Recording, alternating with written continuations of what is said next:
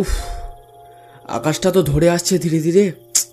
এখন কি যে হবে, ছাতাটাও সঙ্গে নিয়ে বেরোয়নি, আর এই গাড়িটাও তেমন, আজই এত লেট করে ছাড়লো। যাই দেখি, এই সামনের রাস্তা ধরে হাঁটতে থাকি, যদি কোনো রিক্সা চোখে পড়ে। বিশ্বজিৎ যাচ্ছে ওর দিদির বাড়ি ধুত্রডাঙ্গাতে। রাত প্রায় 9:30। গ্রামে কেউ জেগে আছে কি সন্দেহ। জনমানব শূন্য ফাঁকা রাস্তা দিয়ে হেঁটে চলেছে বিশ্বজিৎ। ফুরফুরে ঠান্ডা হাওয়া বয়ে চলেছে চারিদিকে। বিশ্বজিৎ জোর কদমে এগোতে থাকে কাঁচা রাস্তা ধরে। বেশ কিছুক্ষণ হাঁটার পর বিশ্বজিৎ রাস্তার পাশে একটা দোকান দেখতে পায়। দোকানটার ভিতরে আছে একটা যুবক। বিশ্বজিৎ এগিয়ে গিয়ে সেই যুবককে প্রশ্ন করে, দাদা, এখানে কোনো রিক্সা দেখতে পাচ্ছি না, কি ব্যাপার? কোথায় যাবেন? আগে যাব ধুত্রডাঙ্গাতে, ওটা বেশি দূর নয়। কি বলছেন মশাই, এই বেশি দূর নয়? সেহেতু এখন অনেকটা পথ। এটা আপনার কি এমন জরুরি দরকার পড়েছিল যে এই রাতের বেলায় দিদির বাড়ি যাবেন বলে বেরিয়েছেন? আগে দাদা, আমি বেরিয়েছিলাম সেই বিকেলবেলা, তারপর গাড়িটা ছাড়তে যে এত লেট করলো কি আর বলবো, তাই তো এত রাত হয়ে গেল, নইলে কখন। আচ্ছা থাক থাক, বুঝেছি। আজ তো রিক্সাওয়ালারা ধর্মঘট করেছে, এখনো রিক্সা তো পাবেন না মশাই। হেঁটেই পুরো যেতে হবে ধুত্রডাঙ্গা, কিন্তু ধুত্রডাঙ্গার পথ যে মোটেও ভালো পথ নয়। কেন ভালো পথ নয় কেন? আরে মশাই, রাতের বেলা ধুত্রডাঙ্গা যাওয়ার রাস্তা ধরে এই যে বা যারা গিয়েছে, এই তারা কেউ আজ পর্যন্ত বেঁচে ফেরেনি, বুঝলেন? কি বলছেন? রাস্তায় বাঘসিংহ বের হয় নাকি রাতে? মজা করছেন? এই যে আপনি কখনো কাকতাড়ুয়া দেখেছেন? আগে না, দেখিনি, কিন্তু শুনেছি বটে। ওটার কথা বলছেন তো, যেটা আপনার সবাই জমিতে পুঁতে রাখে, আর জামার উপর ওই একটা মালসা চাপিয়ে সেটার উপর মুখ আঁকা থাকে, ওটার কথা বলছেন বুঝি? হ্যাঁ, কিন্তু ও যে সাধারণ কাকতাড়ুয়া, আর আমি যেই কাকতাড়ুয়ার কথা বলছি সেটা মোটেও সাধারণ কাকতাড়ুয়া নয় মশাই। আঁধারে কাকতাড়ুয়া, ওটা শুধু রাতেই বের হয়, বুঝলেন? আপনি বলতে চাইছেন যে ওই কাকতাড়ুয়া সবাইকে মেরে ফেলে, তাই তো? আগে বলতে পারেন, ওই ধরনেরই কিছু একটা। কাকতাড়ুয়াটা বিশেষ করে না ভয় পাওয়া লোকেদের উপরই প্রহার করে, বুঝলেন মশাই? আরে রাখুন তো মশাই আপনার যত সব উদ্ভট গল্প। মানুষের তৈরি একটা কাকতাড়ুয়া, সেটা কিনা আবার সবার উপর প্রহার করে। আজব লোক মশাই আপনি। আরে যা বলছি সত্যি বলছি। তাহলে মশাই আপনাকে একটা ঘটনা বলি, শুনুন। বেশি সময় লাগবে না, তারপর যদি আপনি যেতে চান তাহলে আমি আর বাঁধা দেব না। এই রে, এই যে মহা মুশকিলে পড়া গেল, সঙ্গে ছাতা নেই, এবার দিদির বাড়িতে পৌঁছাবো কিভাবে? মশাই, এই আপনি ওই বেঞ্চে বসুন, এই আমি এক কাপ চা দিচ্ছি আপনাকে। এই আপনি খেতে খেতে এই ঘটনাটা বরং শুনতে থাকুন। আপনার চা শেষ হতে হতে দেখবেন ততক্ষণে বৃষ্টি থেমে গেছে।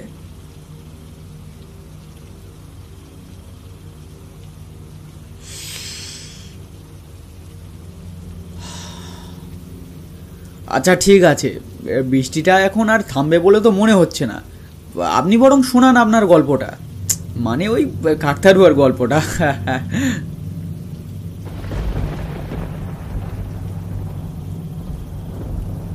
এই ঘটনাটা মশাই অনেক বছর আগের।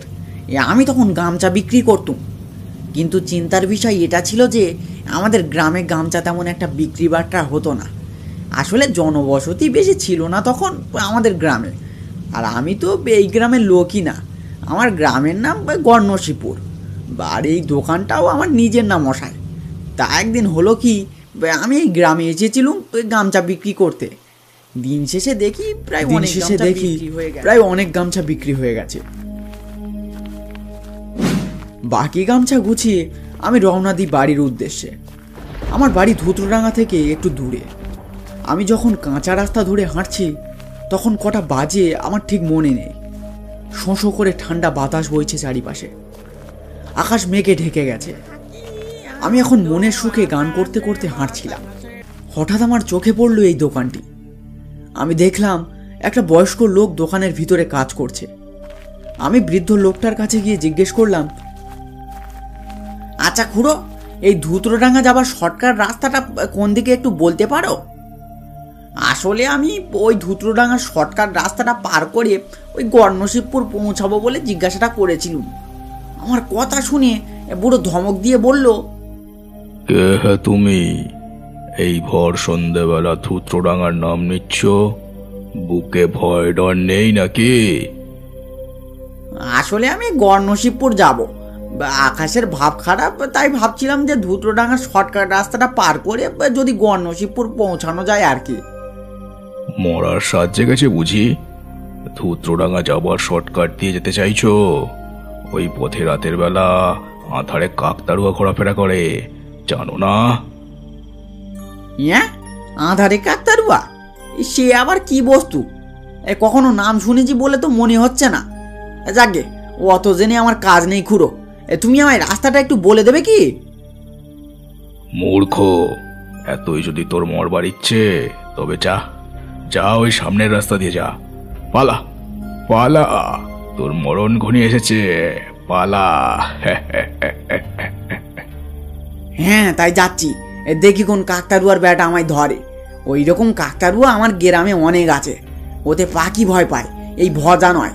আমার পুঁটুলির ভিতর গামছা আছে, এই পুঁটুলির দিব্যি কেটে বলছি, ওই গামছা দিয়ে যদি আমি ওই কাকতারুয়া ব্যাটার ঘাড় না ভেঙেছি তো আমার নাম ভজা গামছাওয়ালা নয়। এই চললুম আমি। এই বলে আমি দোকান ছেড়ে আবার কাঁচা রাস্তাটা দিয়ে চলা শুরু করলাম।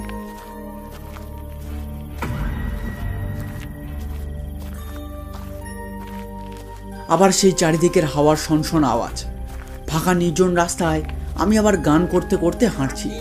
আনন্দ আকাশে বাতাসে, আহা কি আনন্দ আকাশে বাতাসে, আহা কি আনন্দ আকাশে বাতাসে। আমি ভেবেছিলুম বুড়ো আমায় ভয় দেখানোর জন্য ওই সব উদ্ভট কথা, ওই কাকতারুয়ার কথা বলেছিল, তাই ওসব না ভেবে আমি গান করতে করতে হাঁটছিলাম। কিন্তু আসল ঘটনাটা ঘটলো ওই ধুতরোডাঙ্গা রাস্তাটাই নামার পর। আমি রাস্তা ধরে হাঁটছি, আকাশ মেঘে ঢেকে আছে, আর গুড়গুড় শব্দ করে বিদ্যুৎ চমকাচ্ছে। অন্ধকার রাস্তা, কাছে একটা লণ্ঠন আলো কিছুই নেই, কিন্তু সামনের পথ মোটামুটি দেখতে পাচ্ছিল। ধুতরোডাঙ্গার পথে কিছুক্ষণ চলার পর হঠাৎ আমার চোখে পড়ল যেন একটা বস্তু ঠিক রাস্তার এক পাশে ঝোপঝাড়ের মধ্যে দাঁড়িয়ে আছে। আমি খানিকটা দাঁড়িয়ে ঠাউর করতে লাগলুম যে বস্তুটি আসলে কি। তারপর কৌতূহলী হয়ে আরও একটু কাছে এগিয়ে গিয়ে দেখি, ও মা, এ যে একটা কাকতারুয়া। গায়ে হালকা কাঁটা দিয়ে উঠল। হ্যাঁ, বুড়োটা তো ভুল কিছু বলেনি, এখানে যে সত্যি একটা কাকতারুয়া রাখা আছে। ভয় কাটিয়ে রাগ হলো কাকতারুয়াটার উপর। একটা সামান্য কাকতারুয়া ইয়ার কি করবে? রাগের মাথায় একটা ঘুষি মারলুম কাকতারুয়ার মাথায়। মুখের চিত্রায়ন করা মালসাটা ভেঙে ছিটকে পড়ল ঝোপঝাড়ের মধ্যে। নিজের সাহসের উপর গর্ব হলো আমার। আমি আবার হাঁটতে শুরু করলাম।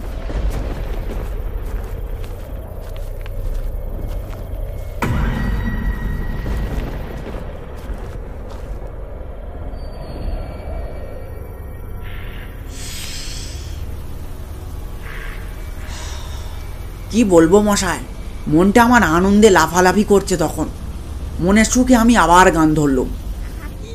আনন্দ আকাশে বাতাসে, আহা কি আনন্দ আকাশে বাতাসে, আহা কি আনন্দ আকাশে বাতাসে, আহা কি আনন্দ আকাশে বাতাসে। গান করতে করতে হাঁটছি, তখন হঠাৎ মনে হলো আমার ঠিক পিছনে একটা খসখসে শব্দ করে কেউ যেন আমায় অনুসরণ করছে।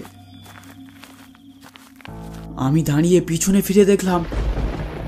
কি দেখলাম বুঝলেন মশাই? কি দেখলেন? আমি দেখলাম রাস্তা পুরো ফাঁকা, কেউ কোথাও নেই, কিন্তু রাস্তার উপরে যেন একটা দাগ কাটা আছে। ঠিক আমি যেমন হেঁটে এসেছি সেইভাবে দাগটা যেন আমায় অনুসরণ করেছে। দাগটা এমন ছিল যেন কেউ কাঁচা রাস্তার উপর লাঠি ঘষে এসেছে মনে হলো। আমি ওটার তোয়াক্কা না করে আবার হাঁটা শুরু করলুম।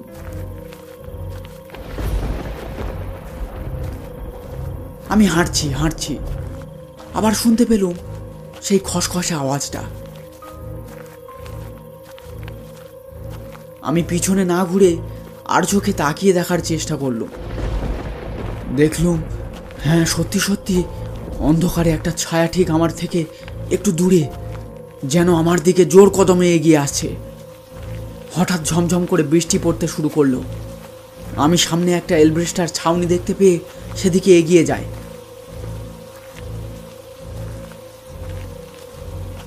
ছাউনিটার ভিতরে ঢুকে আমি মাথার উপর থেকে পুটুলিটা নিচে নামিয়ে রাখি। তারপর মাথাটা মুছতে আমি পাশে তাকিয়ে দেখি, ও মা, একটা লোক দেখি আমার পাশে দাঁড়িয়ে আছে পিছন ফিরে। আমি একটু অবাক হয়ে যাই, ভাবি লোকটা এখানে এলো কখন। তারপর মনে হলো এই লোকটাই হয়তো আমার পিছন আসছিল। আমি তাকে জিজ্ঞেস করি, মশাই, আপনি কি ধুতরোডাঙ্গা যাবেন? লোকটি আমার প্রশ্নের কোনো জবাব দেয় না। আমি তাকে আবার প্রশ্ন করি, আরে ও মশাই, কিছু বলছেন না যে? আপনি কি ধুতরোডাঙ্গা যাবেন? আবারও দেখি লোকটি কোনো জবাব দিল না আমার প্রশ্নের। আমি বিরক্ত হয়ে লোকটির কাঁধে হাত রেখে বলি, ও মশাই, কি বলছি শুনতে পাচ্ছেন না? কানে কালা নাকি? তৎক্ষণাৎ আকাশে প্রচণ্ড জোরে বিদ্যুৎ চমকে উঠল। আর সেই বিদ্যুতের আলোয় আমি দেখলাম আমার সামনে দাঁড়িয়ে আছে সেই কাকতাড়ুয়াটা, যেটাকে আমি রাস্তায় ঘুষি মেরে ভেঙে দিয়ে এসেছিলাম। প্রচণ্ড ভয়ে আতঙ্কে আমি ছিটকে পড়ি ভিজে মাটিতে। কাকতাড়ুয়াটার চোখ আগুনের ভাঁটার মতো জ্বলছে, সেই চোখে খেলছে যেন প্রচণ্ড রাগ আর আক্রোশ। মাটি কাঁপিয়ে দেবার মতো আওয়াজে সেই কাকতাড়ুয়াটা বলে ওঠে, বেটা পাষণ্ড, খুব সাহস না তোর? খুব সাহস? আমার মাথায় ঘুষি মেরে আমাকে আঘাত করেছিস, তোর এত বড় সাহস? এবার আমি তোকে আঘাত করব, দেখ কেমন লাগে। বলেই কাকতাড়ুয়া তার হাতটা এগিয়ে টিপে ধরে আমার গলাটা। যন্ত্রণায় আমি কোনো মতে হাতটা বাড়িয়ে কাকতাড়ুয়ার হাতটা ছাড়ানোর চেষ্টা করি আমার গলা থেকে, কিন্তু সেই অমানসিক প্রেত শক্তির কাছে আমি পেরে উঠলাম না। আমার শক্তি তার কাছে তুচ্ছ। সে যেন আমার মাথাটা ধর থেকে আলাদা করবার জন্যই এমন হিংস্রভাবে চেপে ধরেছে। কি অসহ্য যন্ত্রণায় আমার প্রাণটা যেন বেরিয়ে আসতে চাইছে।